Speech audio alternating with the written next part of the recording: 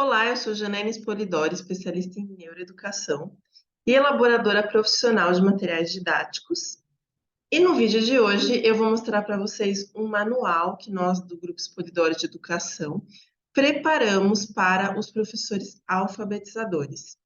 Nesse manual, você pode encontrar detalhes bem importantes da alfabetização, mas além desse manual, eu não quis trazer só o manual nesse vídeo. Eu quis trazer algumas informações importantes para você poder compreender a importância de ter um manual bem preparado, enquanto profissional da alfabetização.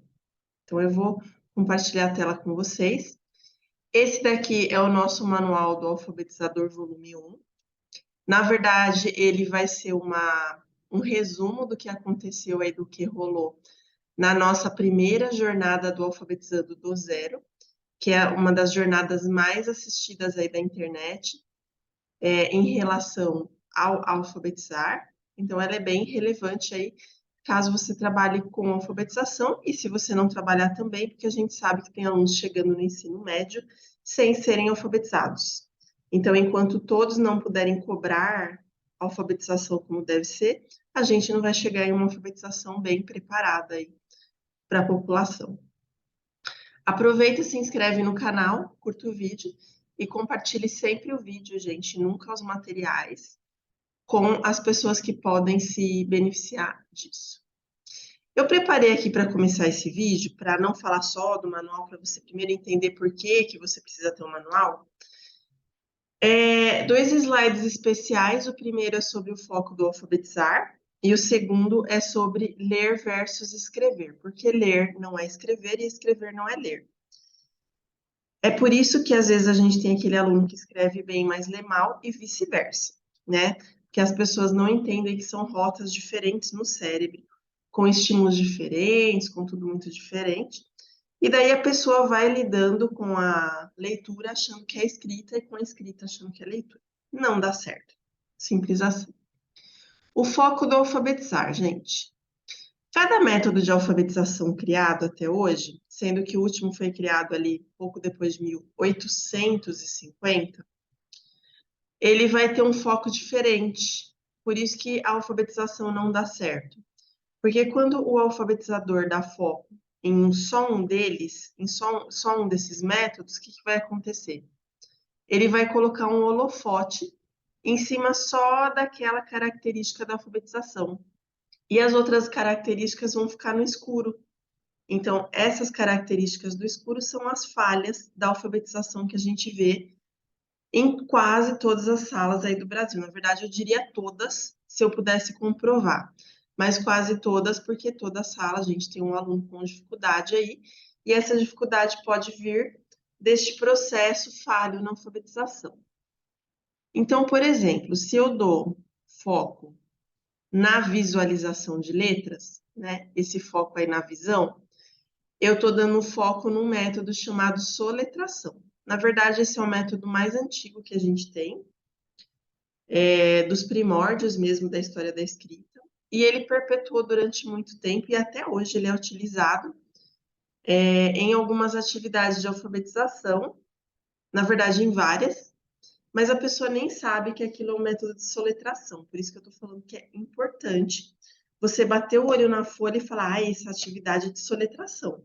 Essa atividade de método fônico. Essa atividade de método global. Se você não bater o olho e não souber, tá faltando alguma coisa na sua capacitação enquanto alfabetizador, né? Porque a gente precisa ter um parâmetro para escolher atividade. E o parâmetro é exatamente essa questão dos métodos e das hipóteses. Por isso que é importante abordar. Mas a criança que ela tem esse holofote na visualização, vai faltar outras questões da alfabetização que vão fazer falta mais tarde, quando o cérebro requisitar uma leitura mais robusta, digamos assim, uma leitura mais estruturada, ou quando ela precisa localizar alguma coisa, então sempre vai faltar um pedaço, porque o holofote estava em um lugar só. Se o meu holofote, em lugar da visualização das letras, estiver no som, então eu estou usando o método fônico. E esse carinha aí, o método fônico, Ele também vai trazer alguns prejuízos para a alfabetização, porque ele vai colocar o foco em um aspecto e vai bloquear os demais. Então, a criança ela vai ter só uma percepção, vejam que são percepções. Percepção da visão, percepção da audição. Ela vai ter uma mais estruturada e a outra vai ficar capenga, sabe? Se eu coloco o foco na memorização, é o trabalho com a família silábica. Então, a criança memoriza, mas ela não consegue aplicar em outro lugar. Eu até coloquei uma figura de umas fotos, porque a família silábica, ela funciona exatamente assim. Ela é estática. Então, a gente chama de método estático dentro da neuroeducação. Por quê? Porque em lugar da criança memorizar o formato da letra, ela memoriza o grupo da sílaba. Isso faz com que o que seja ativado seja a memória e não a articulação de raciocínio. Por isso que às vezes a criança lê rápido, por exemplo, boneca, mas se você dá uma outra palavra para ela que ela nunca tenha visto, sei lá, bortolhões, né? Não sabe o que é, procura no dicionário. Bortolhões existe, tá? Boneca, ela lê super rápido. Quando você dá bortolhões, ela não tem como ler rápido. E ela vai criar como é por memória, vai dar aquela falha na alfabetização, que é a leitura silabada, mais para frente, ou se não, a leitura por recurso de memória. Então, ela vai ler lá, né? Por exemplo, está escrito bala. Daí ela vai ler, ela fala ba, bebe, bobo, ba, é ba, lá, lá de quê? Daí ela fica pensando, né? L de quê? Lá de quê? Daí ela faz toda a família, né, para poder. Vou dar um outro exemplo. A criança vai ler lobo. Então, a mesma coisa. Para ler o lo, ela vai pensar lá, lê, li, lo, lo. Então, esse aqui é o lo. Para ler o bo, ba, be, bi, bo. Quando ela tiver que ler o lobo junto, ela vai ter colocado todas as outras sílabas no meio, na questão de leitura. E daí ela não vai conseguir chegar na compreensão. Porque o tipo de estímulo dado em sala de aula, ele é de memória. Então, você precisa evocar a memória inteira, porque aquilo foi criado junto na cabeça dela, para depois trazer a leitura. E isso vai trazer outros elementos juntos que podem atrapalhar. Então, não fica uma leitura com fluência e nem com compreensão. Lógico que tem professores que estimulam, eu estou falando de família silábica seca, tá? Que é aquela dessa, exatamente como eu estou falando, babibibobubão, lalililululão. E daí a pessoa não trabalha ela articulada com outros métodos de alfabetização, porque eu posso sim trabalhar família silábica com soletração, método fônico com soletração, soletração com família silábica, ou família silábica com fônico.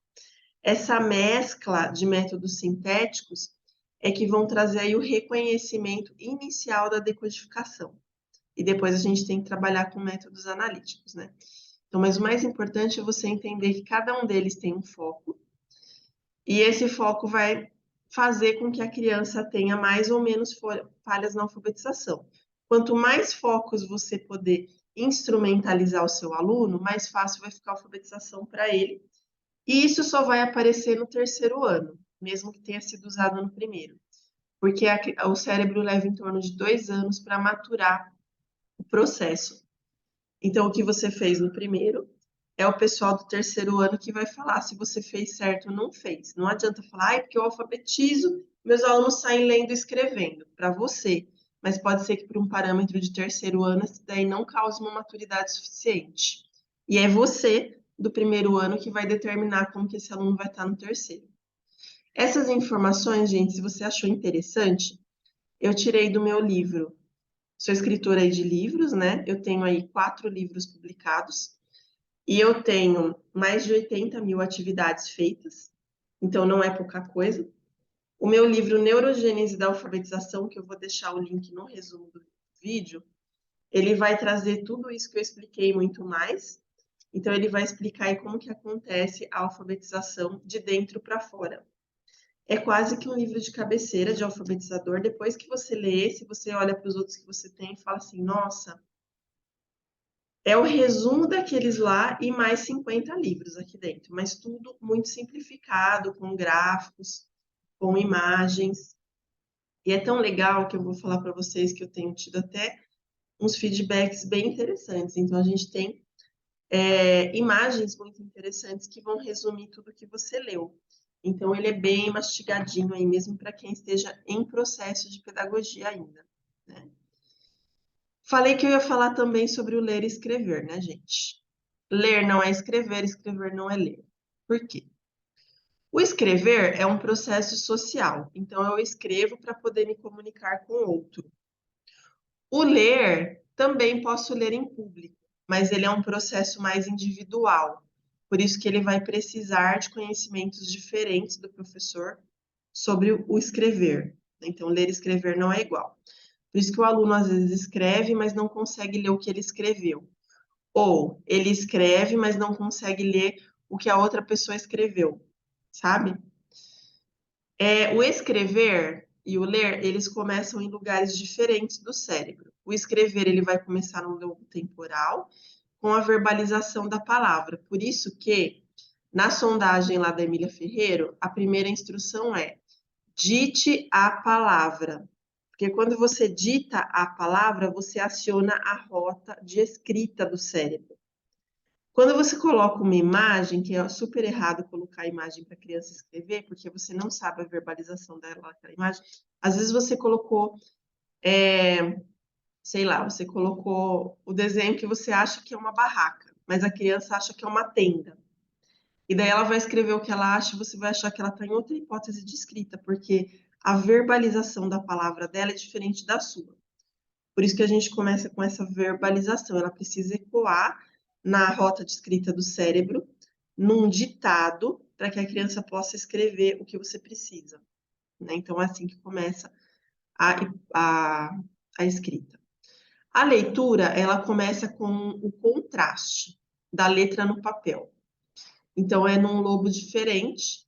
A leitura começa aqui na parte esquerda, orelha esquerda ali, né? Verbalização de palavras. E a leitura começa no lobo occipital, que é esse da visão. Na verdade, não é bem aí, ela começa no tálamo, que é outra partezinha, que eu não vou entrar em detalhes, e leva essa informação para, é uma parte sensorial, tá? Para a visão. E daí a criança só consegue ler porque tem a questão do contraste da letra preta no papel branco, por exemplo. Os disléxicos, inclusive, eles têm dificuldade de leitura porque o contraste deles funciona diferente do normal. Então, esse contraste que eu estou falando, que é onde começa a leitura, é onde começa a dificuldade do disléxico também. Por isso que a gente tem aí a questão da leitura e da escrita bem diferente. E quando eu estudo a escrita, eu trabalho com hipóteses, processos e funções. Quando eu estudo a leitura, eu trabalho com hipóteses de leitura, que são diferentes da de escrita, processos de leitura, que são diferentes das escritas. Gente, a escrita tem 5 processos, a leitura tem 4. E eles são completamente diferentes, tá? E eu vou trabalhar funções na escrita, mas estratégias na leitura, porque eu preciso trabalhar com raciocínio leitor, porque a leitura é individual. Então vejam que tem muita diferença ler e escrever, e você não consegue fazer uma criança escrever se você mesmo não sabe o que é escrita. Ou você não consegue ensinar a leitura se você mesmo não entende qual é o caminho que ela acontece. É porque não adianta eu ler por ler, qualquer um lê, até o pai da criança. Mas como que você quer cobrar a leitura de uma criança se você mesmo não sabe quais são os processos que são necessários para essa criança vir a ler? Não faz nenhum sentido, né? Do ponto de vista profissional, pelo menos para mim. E daí, o que eu fiz? Eu dei uma resumida nisso numa jornada de lives, são 4 lives. A primeira é métodos de alfabetização, a segunda é hipóteses de escrita, a segunda hipóteses de leitura, e eu termino com práticas de alfabetização, explicando a diferença que a gente faz de aplicação de intervenção em uma mesma atividade. Se você quiser ver o link dos vídeos gravados da jornada, eu vou deixar no resumo do vídeo. E a gente tem o nosso manual da alfabetização, que ele foi feito a partir desta jornada. Então, é um resumo em formato de infográficos. Tem mais lá, tá? Eu coloquei só 3 imagens aqui. Que ele é grátis para quem fizer parte do nosso clube de membros do YouTube. Para quem não conhece o clube de membros, são vários cursos. A gente tem neuroeducação matemática, como utilizar o caderno, processos de leitura, entenda a leitura no cérebro. Então, esse pessoal que faz parte do clube de membros pode solicitar gratuitamente nesse WhatsApp que eu estou disponibilizando o manual. E daí, a Si, que é quem cuida dessa parte, vai verificar se lá na lista de membros essa pessoa tá. Se ela tiver, beleza. Se você não faz parte dos membros, você também pode ter o manual por R$ 6,99. Mas eu vou dar uma informação imprescindível para você. R$ 6,99, gente, é o preço para se tornar membro do nosso clube do YouTube. Então, se você optar só pelo manual, você pode pedir lá o manual e beleza. Mas se de repente você quiser usar esses R$ 6,99 para ter o manual e mais uma porção de vídeos que vão modificar a sua prática pedagógica e deixar o seu trabalho mais fácil, porque lá também tem vídeos de como você aplica atividades para elas renderem mais, para dar melhores resultados, você vai assinar o clube de membros, ali é R$ 6,99. Se você assinou um mês e não gostou, beleza, não vai precisar continuar, porque ele pede se você quer renovar ou não. Ele não é daqueles clubes que você vai pagar até o fim da vida, sabe? E não te avisa nada. Mas R$ 6,99 é o mesmo preço para o manual e para o clube. Então, você pode se tornar membro do clube e depois você solicita o manual. Porque daí você tem as duas coisas ao mesmo tempo. Eu acho mais bacana, mas se de repente você quiser só o manual, manda ver lá com a Cirlei que você pode solicitar. Eu espero que você tenha gostado das informações do vídeo e até nosso próximo bate-papo aqui no canal Janine